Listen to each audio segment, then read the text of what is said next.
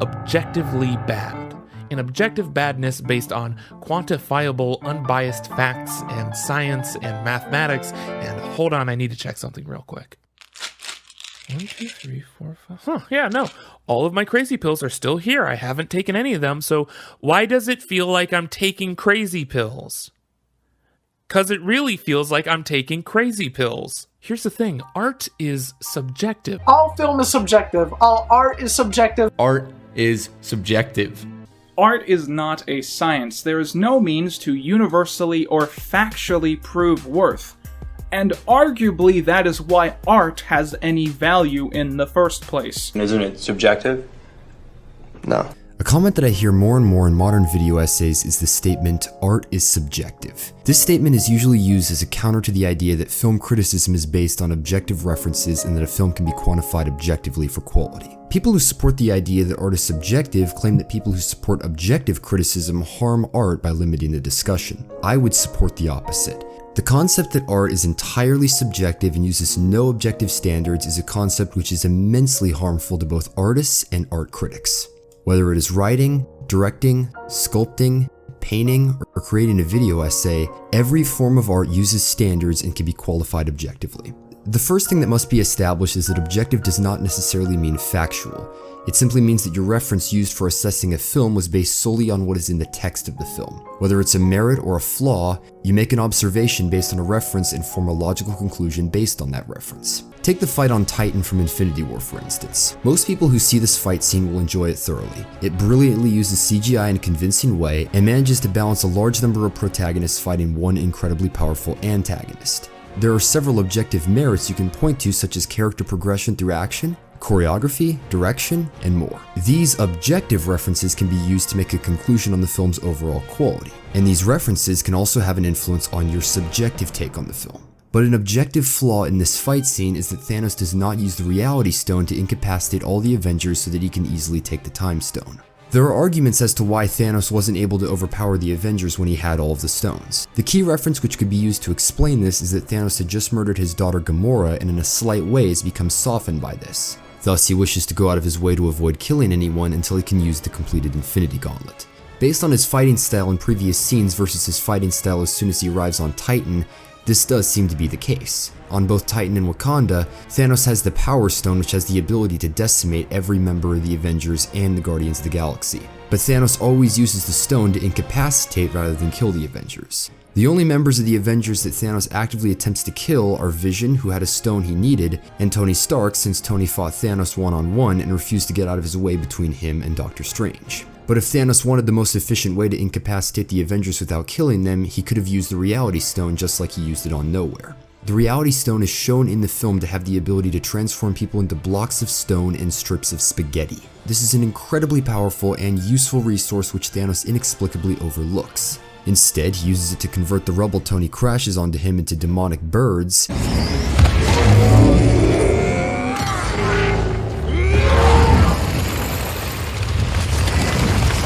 and briefly changes Titan's landscape. Thematically, there is no reason that Thanos wouldn't use the Reality Stone on Titan and Wakanda. On a production standpoint, the reason he doesn't do this is because it would mean that Thanos would easily be able to overpower the Avengers at the end of the film. This would make the end both hopeless and uneventful. In spite of this, Thanos not using the Reality Stone is an objective flaw which affects the fight sequences with his character late in the film. My assessment of this flaw was not based on my personal opinion, it was based solely on references in the film. This is the difference between a subjective assessment and an objective assessment. There is a difference between someone enjoying a film and someone saying that a film is good. Enjoying a film simply means that you had fun in the theater and overall were not bored or offended by a film. Mixing the idea of objective and subjective takes on films is why many modern video essays can become confusing. I've seen a lot of statements like this in recent video essays. I want to tell you why I love it, because I do. I think this movie is goddamn incredible. It is easily the best Star Wars movie since The Empire Strikes Back, and today, we're gonna talk about why.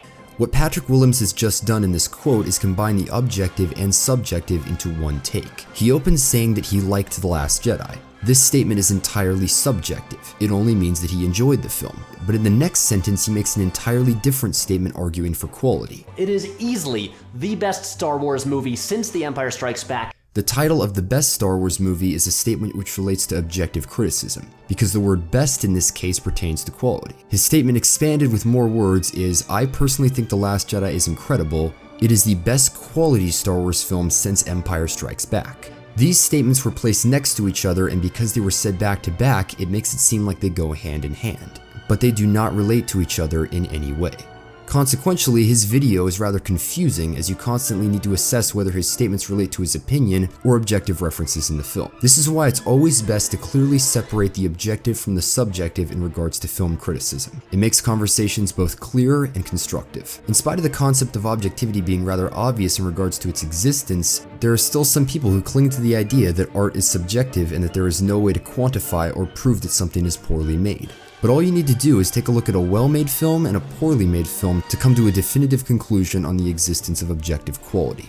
The Dark Knight and Batman v Superman: Dawn of Justice are two films which many viewers have differing opinions towards. Most critics and audiences alike agree that The Dark Knight is a good film and Dawn of Justice is a bad film. Those who subscribe to the idea that film criticism is subjective will say that this is based entirely on experience, and the only reason that this divide in opinion exists is that a lot of people like The Dark Knight and a lot of people dislike Dawn of Justice. Art's success or failure is determined on an individual basis purely by the experiences and the biases and the values of each observer, a certain point of view. And this is the part of the argument where I frankly become confused. When you watch a film, you have an emotional reaction to what you see on screen. But in order to have an emotional reaction, you need to have something to react to. Therefore, everything in films comes down to references based on what you see on screen. Those references are inherently objective since they are based on what is provably on screen.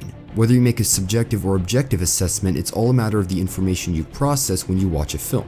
The subjective part comes down to the level that certain elements of a film affect your enjoyment of it, but it doesn't change what is provably in the film. The reason I chose The Dark Knight and Dawn of Justice as examples is because the two films have several similarities. They both feature the character of Batman, feature an antagonist who seeks to spread chaos throughout a city, there are certain political and law enforcement characters who play a significant role in the story, and both films are about complex themes of morality and how far people will go to enforce justice. However, both films in regards to execution couldn't be more different. If there was a single differing objective element found in both films which illustrates the difference between them, it would be character motivation. The Dark Knight centralizes around Batman, who has managed to cripple organized crime in the city of Gotham. He has done so through working closely with Jim Gordon and being strategic with how he attempts to dismantle the mob. His motivation, established from the beginning of the film, is to maintain order in Gotham. This is what drives all three of the main protagonists. The Joker, on the other hand, is motivated to spread chaos throughout Gotham. He is someone who claims to be an agent of chaos and simply does things because he enjoys them. Upset the established order, and everything becomes chaos. I'm an agent of chaos. The conflict between Batman and the Joker is driven by the fact that the Joker attacks Batman's weaknesses. Early in the film, Bruce states that the Batman has no limits. Know your limits, Master Wayne. Batman has no limits. But later in the film, after the Joker continues to kill innocent people and spread fear throughout Gotham, Batman realizes his boundaries and loses someone he cares about. The moment of triumph for the protagonist comes when the Joker fails to force two groups of innocent people to kill each other. Hope wins over fear because the people of Gotham prove to the Joker that they believe in good. However, the Joker manages to turn Harvey Dent into his own agent of chaos. You didn't think I'd risk losing the battle for Gotham's soul in a fistfight with you. You need an ace in the hole.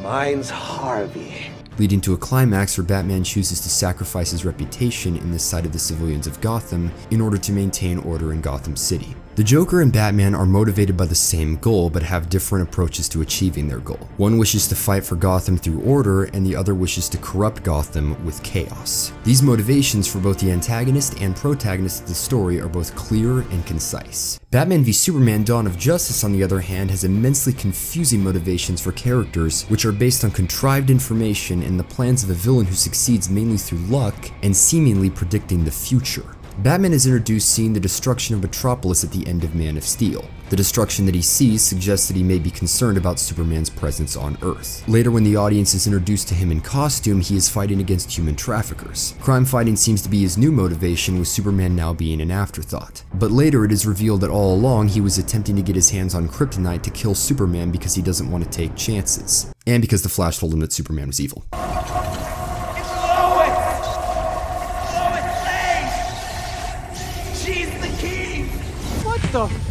Mixed in with Batman's motivation is an immensely confusing story regarding Superman. At the beginning of the film, Superman rescues Lois Lane from a terrorist group, but due to Lex Luthor's henchmen, civilians are killed and Superman is blamed for their deaths. This leads to heavily bizarre political controversy. Simultaneously, Superman learns about the criminals who have the brand of the Bat who are being killed in prison. With only 2 scenes establishing that Superman has read about the prisoners and for seemingly no other reason, he confronts Batman and threatens to kill him if he continues working as a vigilante. Next time they shine your light in the sky, don't go to it. The Bat is dead. Bury it.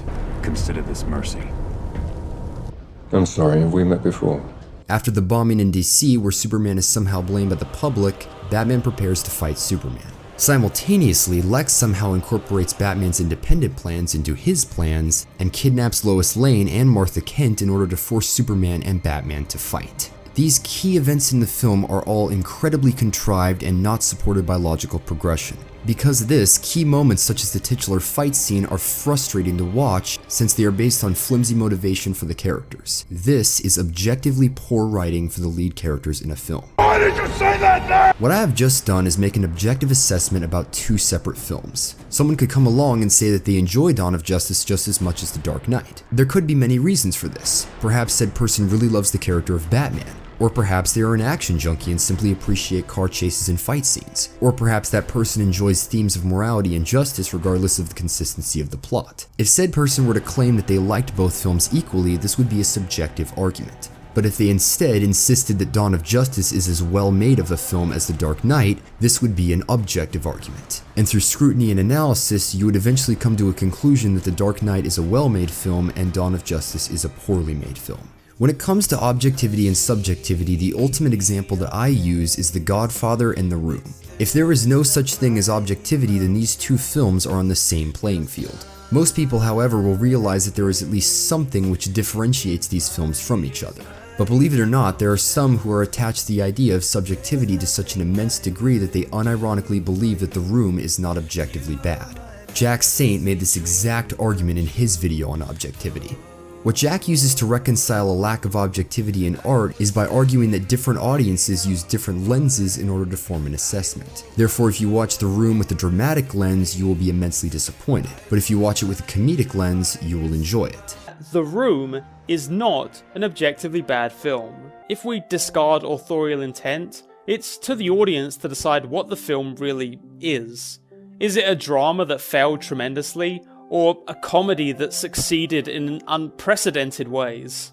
These filmmaking qualities, the acting, the writing, the editing, either contribute to or contradict a standard you individually must set. This argument does not prove that The Room is not objectively poorly made. It simply means that if you watch a film in a certain way, your subjective experience of the film may be affected. This is why many fans of The Room tend to watch the film in a theater. It's so that they can enjoy every bit of riffing and spoon throwing which makes the film more enjoyable. But no matter how you choose to view the film, it is objective that The Room has horrendous character work, editing, and story structure. For a counterexample, let's say that Quentin Tarantino's Inglourious Basterds upset several of its viewers who hated it for featuring Nazis. This would be an objective reference which the viewer would have used to form their subjective assessment. However, Nazis fit naturally into the plot of the film, and the fact that there are Nazis in the film is not an objective flaw, as it matches the time period the film is set in. The person who disliked the film for having Nazis in it could choose to watch the film with an anti-Nazi lens, which in this case would entail that every time the viewer sees a Nazi in the film, they pretend that they aren't Nazis. This could make said viewer enjoy Inglourious Basterds more, but this does not have any influence on the quality of the film or change what is provably in the film. No matter how Nazis make you feel, and no matter how you choose to view the film, it is provable that Nazis are in the film Inglourious Basterds. The arguments for both objectivity and subjectivity have been going on for quite some time now. No matter what people take away from a film, what everyone can agree on is that in order to assess a film, you need to reference elements which are definitively in the film. If you make an assessment of a character, a setting, a plot, a world, or a film as a whole, you are going to draw elements from the text, and your assessment of the film is dependent on how accurate your references are. This is why objectivity irrefutably exists. If it didn't, then you wouldn't need references to make your assessment. You could argue for a scene or a character which wasn't featured in the film. But this isn't how assessments of films work. If you make a statement about a work of art which has an objective reference, it is an objective flaw or merit. But if you make up a detail, argue from emotion, or ignore details in the text to strengthen your argument, this makes your assessment of the text subjective since it is not based on accurate references. Subjectivity is what makes art art. It's why we have different emotional responses to films, books, paintings, video games, and so on. But while everyone has their own experiences which affect their enjoyment of art, it does not mean that there are no standards which are used to assess quality. Standards and objective references are what define the quality of art. Your personal experience is important, but it only applies to you. The way you can discuss art with others is by arguing for merit and quality. So when having conversations on art, separate the objective from the subjective and have conversations about both. But do not go the safe route to reconcile poor filmmaking or writing by saying that art is entirely subjective. If you had a strong emotional reaction to a film, that is excellent for you. Just remember, however, that art isn't based on experience. It's based on standards and quality. That is what makes art objective. On all sides of the argument, there have been those putting forward the idea that you are, one way or another, consuming media wrong. Either those who find there to be no value in evaluating purely objective elements of a text, or those who ultimately think it's the only thing that matters. And all those plot holes people complain about, they don't actually matter. A few minutes later. I know it seems impossible to watch movies wrong, but you're watching movies wrong. You're so stupid!